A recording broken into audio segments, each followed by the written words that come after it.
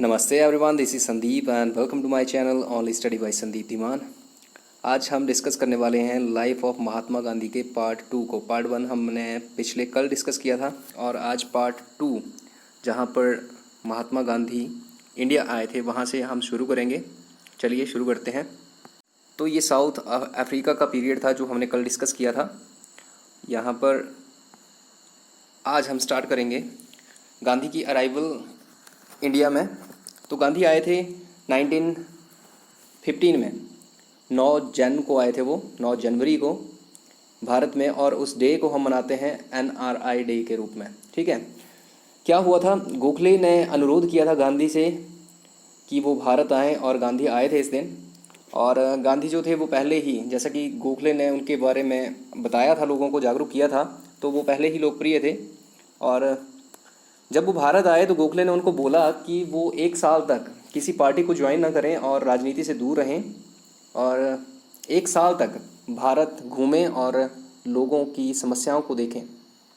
ठीक है, और जब गांधी ने 1 साल तक भारत का दौरा किया तो गांधी ने महसूस किया कि राजनीति में बहुत सी कमियां हैं। मतलब राजनीति जो थी उदारवादी थी उस टाइम, और विश्व युद्ध जो था वो उस टाइम उन्होंने ये माना कि स्वशासन की मांग जो है वो बहुत ही गलत है। ठीक है, और वो किसी संगठन से या राजनीतिक दल से तब तक नहीं जुड़े जब तक कि वो संगठन या वो पार्टी जो है वो पूरी तरह से अहिंसा की विचारधारा को स्वीकार ना कर ले। ठीक है, उसके बाद 1917 में अम्बालाल साराभाई एक दोस्त थे, उन्होंने उनको ज़मीन दी साबरमती आश्रम बनाने के लिए, और इन्होंने साबरमती आश्रम जो था वो स्थापित किया।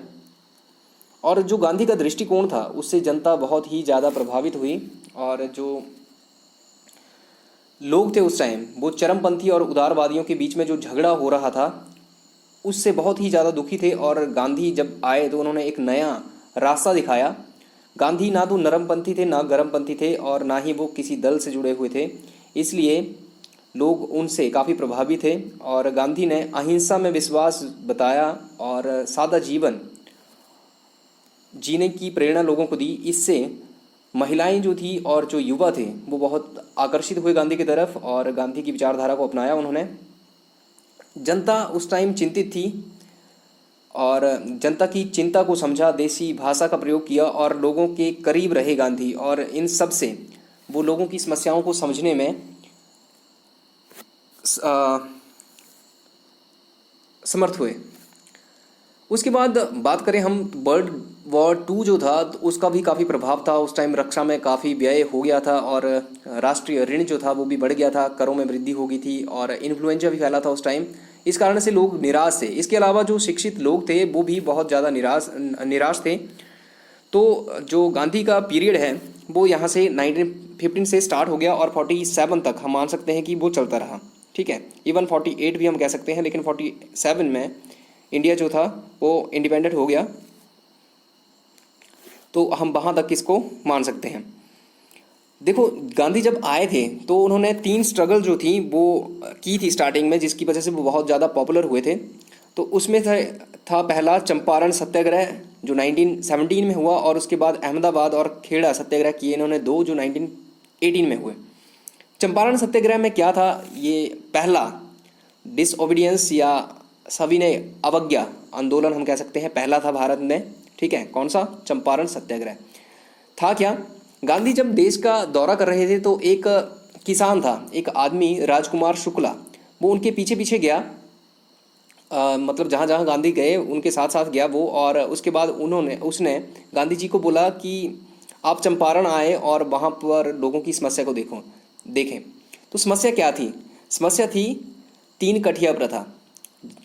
3 कठिया प्रथा क्या थी? अब इसमें ऐसा था कि जो किसान थे उनको 20 भाग में से, ज़मीन का जो 20 भाग था उसमें से 3 भाग जबरदस्ती नील की खेती करवाई जाती थी। इसी को 3 कठिया प्रथा बोलते थे। इसके बाद जर्मन में क्या हुआ, पहले तो नील जो था, भारतीय नील, ये काफ़ी पॉपुलर था, लेकिन उसके बाद जर्मन सिंथेटिक रंजक आ गया, जिसकी वजह से जो नील था उसकी मांग कम हो गई और यूरोपियन जो बागान मालिक थे वो किसी अन्य फसल को उगाने के लिए किसानों से ऊंचे दाम और अवैध देनदारी की मांग कर रहे थे। और किसान इससे दुखी थे। तो गांधी चंपारण पहुँचे और उनके साथ साथ डॉक्टर राजेंद्र प्रसाद, मजर उल हक और मोहम्मद देसाई और भी कुछ एक नेता जो थे वो गांधी के साथ गए और उनके साथ जुड़ गए। जब गांधी वहाँ पहुँचे चंपारण में, तो गांधी को सरकार ने कहा कि आप वापस जाओ, पुलिस ने बोला कि वापस जाओ, लेकिन गांधी ने सभी ने अवज्ञा आंदोलन, डिसओबीडियंस मूवमेंट जो थी वो स्टार्ट कर दी। और उसके बाद जो सरकार थी उसको पीछे हटना पड़ा और एक जांच समिति बनाई गई और गांधी भी इसके मेंबर थे। तो फ़ायदा क्या हुआ इस मूवमेंट का? जो 3 कठिया प्रथा थी उसको समाप्त कर दिया गया और जो अवैध वसूली थी उसका मुआवजा किसानों को मिला और 25% जो था वो जो किसानों से लिया गया था वो वापस किया गया। उसके बाद नेक्स्ट मूवमेंट जो चलाई गांधी ने वो चलाई अहमदाबाद में 1918 में। ये पहली भूख हड़ताल थी, ठीक है, हंगर स्ट्राइक फर्स्ट, ठीक है। तो मामला क्या था? जो अहमदाबाद के मिल मालिक थे वो मज़दूरों के साथ उनका विवाद हो गया। विवाद क्या था कि फर्स्ट वर्ल्ड वॉर के टाइम में प्लेग फैला तो मज़दूरों को बोनस दिया गया था। अब मालिक जो थे उस बोनस को वापस मांग रहे थे और मज़दूर जो थे वो मांग कर रहे थे कि उनका 50% जो पे है उसको बढ़ाया जाए। तो गांधी को समस्या देखने के लिए बुलाया गया। गांधी ने आकर हस्तक्षेप किया और मज़दूरों को हड़ताल पर ले गए। और देखो ये हड़ताल जो थी काफ़ी थकाने वाली थी, तो गांधी ने फैसला किया कि वो हंगर स्ट्राइक करेंगे, भूख हड़ताल करेंगे। और इस भूख हड़ताल के आगे जो मिल मालिक थे उनको झुकना पड़ा और 35% वृद्धि वेतन में की गई और मालिक जो थे वो सिर्फ 20% ही देने वाले थे। तो ये था मामला इसके बारे में एक और इम्पॉर्टेंट चीज़ है। एक जो अम्बालाल सारा भाई मिल मालिक थे, ये इनकी बहन थी अनुसुईया। तो ये जो थी गांधी की अनुयायी बन गई थी इस अहमदाबाद स्ट्राइक के दौरान। उसके बाद आता है खेड़ा सत्याग्रह। तो खेड़ा सत्याग्रह ये जो था पहला नॉन कॉपरेशन मूवमेंट था गांधी का इंडिया में। इसमें क्या था? मामला ये था कि जो खेड़ा जगह है एक गुजरात में, वहाँ पर 1918 में सूखा पड़ा और फसलें नष्ट हो गई। और उस टाइम जो राजस्व संहिता थी, जो एक्ट था, कानून था, उसके अनुसार क्या था कि अगर कोई ऐसा डिजास्टर आता है तो किसानों को कर में छूट मिलेगी, अधिकार था उनको। लेकिन अधिकारी नहीं मान रहे थे और वसूली की, अवैध वसूली की या राजस्व की मांग कर रहे थे। तो गांधी ने किसानों का समर्थन किया आकर और किसानों को कर न देने के लिए कहा। अब सरकार ने क्या किया? सरकार ने किसानों की संपत्ति, पशु वगैरह वगैरह ये उनके जब्त करना शुरू कर दिए और किसानों को गिरफ्तार भी किया। लेकिन गांधी ने किसानों को बोला कि अगर वो ये कर ना दें तो उनके लिए अच्छा रहेगा और सरकार झुकेगी। ये एक अहिंसक अनुशासित आंदोलन रहा और अंत में किसानों के आगे, इस आंदोलन के आगे सरकार को झुकना पड़ा। क्या किया गया था किसानों के द्वारा? जो लोग सरकार को सपोर्ट कर रहे थे उनको समाज से बहिष्कृत किया गया और जो लोग जो थे जब्त की हुई संपत्ति को खरीद रहे थे उनका भी बहिष्कार किया गया, ठीक है।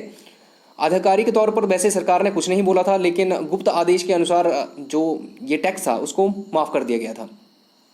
और खेड़ा सत्याग्रह के बारे में एक इम्पॉर्टेंट चीज़ और है।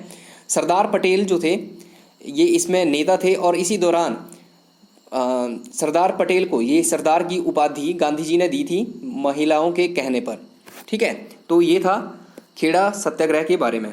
उसके बाद हम बात करें तो जैसा कि हमें पता है 1919 में रॉलेट एक्ट आया था। इसको काला कानून बोला गया था। ये पारित हुआ था 19 मार्च 1919 को और इसका बहुत ही ज़्यादा विरोध हुआ था। क्यों हुआ था? क्योंकि इसमें किसी भी जो संदेहास्पद आदमी था, कोई भी हो, उसको गिरफ्तार किया जा सकता था बिना किसी वारंट के और इसीलिए इसका विरोध हो रहा था और इसको काला कानून बोला गया। हुआ क्या?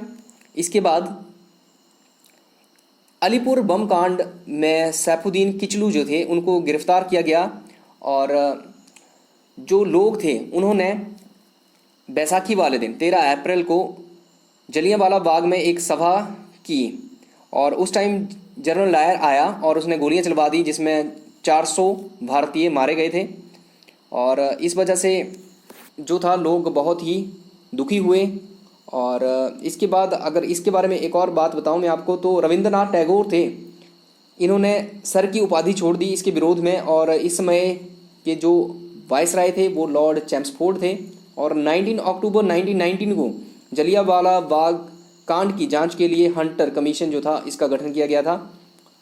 और 19 अक्टूबर 1919 को खिलाफत दिवस कहा जाता है। तो ये था इसके बारे में।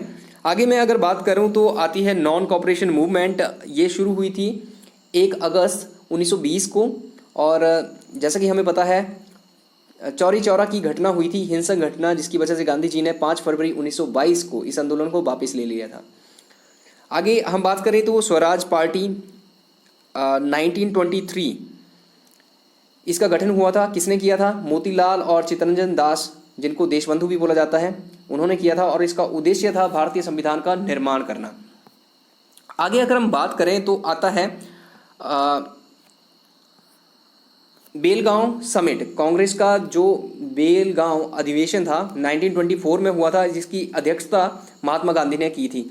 एक ही बार किया था इन्होंने, फर्स्ट और लास्ट टाइम अध्यक्ष रहे थे गांधी कांग्रेस के किसी अधिवेशन के। और ये कहाँ हुआ था? बेलगांव में। बेलगांव कहाँ है? कर्नाटक में। ठीक है, आजकल विवाद भी चला हुआ है, अगर आपको पता है तो कमेंट करके बताइएगा किन राज्यों के बीच में ये विवाद चला हुआ है। स्वराज पार्टी की मांगों को गांधी ने इस अधिवेशन में स्वीकार किया था। उसके बाद हम बात करें तो एक इम्पॉर्टेंट चीज़ हुई थी 1926 में अखिल भारतीय महिला संघ की स्थापना हुई थी। और अगर हम और कुछ बात करें तो एक 1927 में साइमन कमीशन की स्थापना हुई थी। बटलर समिति की भी स्थापना हुई थी 1927 में। इसका उद्देश्य था सरकार और राज्य के बीच में संबंध सुधार। ये बहुत बार क्वेश्चन पूछा जाता है बटलर समिति के बारे में। बटलर कमेटी या बटलर समिति जो थी वो किसके बारे में थी? तो ये सरकार और राज्य में संबंध सुधार के बारे में थी। और साइमन कमीशन जो था उसकी स्थापना 1927 में हुई थी, और 28 में 3 फरवरी 1928 को साइमन कमीशन भारत आया। और इसके सारे सदस्य क्योंकि अंग्रेज़ थे तो इसलिए इसका विरोध हुआ था। और विरोध के दौरान जब सरकार ने इसका दमन शुरू किया तो पुलिस ने लाठियां बरसाई, और उसमें से एक हमारे बहुत ही लोकप्रिय लीडर थे लाला लाजपत राय, उनको लाठियां लगी ये और जख्मी हुए वो, और उसके बाद उनकी मौत हो गई थी। तो इसी दौरान ब्रिटिश सरकार ने संविधान निर्माण की चुनौती दी भारतीयों को, और एक समिति बनाई गई और इसने अपनी रिपोर्ट जो थी वो पेश की। इस रिपोर्ट को नेहरू रिपोर्ट कहा गया। इस रिपोर्ट की जो अध्यक्षता थी अंसारी और मोतीलाल नेहरू कर रहे थे। नेहरू से कन्फ्यूज मत होना, नेहरू रिपोर्ट जो है वो मोतीलाल नेहरू ने दी थी, ना कि जवाहरलाल नेहरू ने। ठीक है, उसके बाद हम बात करें तो 1929 में अधिवेशन हुआ कांग्रेस का, जिसकी अध्यक्षता की थी जवाहरलाल नेहरू ने, और संकल्प लिया था पूर्ण स्वराज का। और इस अधिवेशन की 2 मुख्य बातें ये हुई थी कि एक गोलमेज सम्मेलन के बारे में, और दूसरी सविनय अवज्ञा आंदोलन चलाने के बारे में। तो हम इस की बात करें अगर नॉन कॉपरेशन मूवमेंट की, तो ये 1930 में चलाया था गांधी ने। इसमें क्या था, गांधी को जिम्मेदारी पहले 29 में ये दी गई गांधी को कि ये नॉन कॉपरेशन मूवमेंट जो है, सविनय अवज्ञा आंदोलन जो है, इसको ये चलाएंगे। और उसके बाद गांधी ने वायसराय इरविन को अपना मांग पत्र सौंपा, जिसको वायसराय इरविन ने अस्वीकार कर दिया। और 12 मार्च 1930 को गांधी ने दांडी मार्च शुरू कर दिया, और गांधी के साथ उनके 78 अनुयायी थे जो साबरमती से उनके साथ चले थे। उसके बाद 6 अप्रैल को गांधी ने, 5 अप्रैल को पहले वो पहुँचे दांडी, या दांडी कई जगह पे लिखा होता है, तो वहाँ पर 5 को पहुँचे थे वो, और 6 अप्रैल को गांधी ने दांडी में नमक कानून तोड़ दिया था। ठीक है, उसके बाद 1931 में गांधी इरविन के बीच में समझौता हुआ था। उससे पहले हम बात करें तो इसमें राउंड टेबल डिस्कशन था, जिसमें 3 राउंड टेबल डिस्कशन हुए थे। और इसके बारे में एक इम्पॉर्टेंट चीज़ ये है कि ये हुए कहाँ थे, तो ये हुए थे लंदन में, और अध्यक्ष थे इसके रैमजे मैकडोनाल्ड। ठीक है, अब मुझे बताइए कि ये रैमजे मैकडोनाल्ड कौन थे। और ये गोलमेज सम्मेलन जो थे बहुत इंपॉर्टेंट थे, क्योंकि इनमें संविधान का 40% तैयार हो गया था संविधान का। ठीक है, और इन गोलमेज सम्मेलनों के बारे में अगर कुछ इंपॉर्टेंट और बताऊं मैं आपको, तो भीमराव अंबेडकर जो थे, इन्होंने इन तीनों में भाग लिया था। और गांधी या कांग्रेस की हम बात करें तो सिर्फ सेकंड में लिया था, ठीक है। कांग्रेस जो थी वो पहले अधिवेशन में शामिल नहीं हुई थी। और जब गांधी इस समिट में इस राउंड टेबल डिस्कशन में भाग लेने के लिए गए थे तो उनके साथ एक महिला थी, वो कौन थी? सरोजनी नायडू, ठीक है। नेक्स्ट अगर हम बात करें तो 1935 में जो इंडियन गवर्नमेंट एक्ट था, भारत सरकार अधिनियम, इसको पारित किया गया था और इसने सांसदों की सीटों का निर्धारण किया और मुस्लिम जो थे इससे असहमत रहे थे और इसी वजह से 1940 में जिन्ना ने पाकिस्तान की मांग की थी।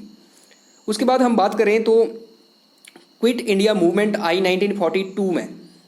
क्या हुआ था? क्रिप्स मिशन क्रिप्स मिशन जो था वो भारत आया। इसको देखो, गांधी ने बोला था पोस्ट डेटेड चेक, ठीक है। और नेहरू ने इसमें एक लाइन जोड़ दी थी, जिसका बैंक नष्ट होने वाला है। तो ये क्वेश्चन जो है थोड़ा कन्फ्यूजिंग हो जाता है, कई बार गांधी और नेहरू में कन्फ्यूज हो जाते हैं। तो गांधी ने इसको सिर्फ पोस्ट डेटेड चेक कहा था और जिसका बैंक नष्ट होने वाला है ये नेहरू ने जोड़ा था। हुआ क्या था, इसका विरोध हुआ था बहुत ज़्यादा और इसी के विरोध में 9 अगस्त 1942 को क्विट इंडिया मूवमेंट शुरू कर दी थी गांधी ने। क्रिप्स मिशन के बारे में एक और चीज़ बताऊं मैं आपको, तो भारतीय संविधान का 60% बनकर इस मिशन के दौरान तैयार हो गया था। अब बात करते हैं नॉन कॉपरेशन मूवमेंट की। 9 अगस्त 1942 को ये शुरू हुआ। कहाँ से शुरू हुआ था? बम्बई से, बम्बई और कलकत्ता में। और गांधी ने इसी दौरान नारा दिया था, करो या मरो, डू और डाई, ठीक है। और नेता जो थे गांधी थे और उद्देश्य था भारत छोड़ दें अंग्रेज। और इस आंदोलन में एक सीक्रेट रेडियो सर्विस चलाई गई थी। किसने चलाई थी? उषा मेहता ने, ठीक है। और अरुणा आसिफ अली महिला जो थी, एक महिला थी जिनका बहुत ज़्यादा योगदान रहा था। और अगर मैं बताऊं आपको तो जैसे ही ये आंदोलन शुरू हुआ था उसी के दौरान स्टार्टिंग में ही, शुरू में ही गांधी को गिरफ्तार कर लिया गया था। उसके बाद हम बात करें तो 1946 में हमें पता है कैबिनेट मिशन बना था और उसके बाद ये एक भारत के लिए, मतलब भारत को स्वतंत्र करने के लिए योजना चलाई गई थी। और 1947 में इंडिया जो था उसका विभाजन हो गया लॉर्ड माउंटबेटन योजना के द्वारा और रेड क्लिप खींची गई भारत और पाकिस्तान के बीच में। और 15 अगस्त 1947 को भारत को आज़ादी मिल गई और उसके बाद 26 जनवरी 1950 को भारतीय संविधान जो था वो लागू हो गया था। तो इस तरह से हमने गांधी के बारे में सब इंपॉर्टेंट चीज़ें डिस्कस कर ली हैं। आगे मैं 2 वीडियो और लेके आऊँगा इसके बारे में, तो बने रहिएगा चैनल के साथ। अगर आपने सब्सक्राइब नहीं किया है तो सब्सक्राइब कर लें और लाइक और शेयर करें वीडियो को ताकि मुझे सपोर्ट मिलता रहे। Thank you.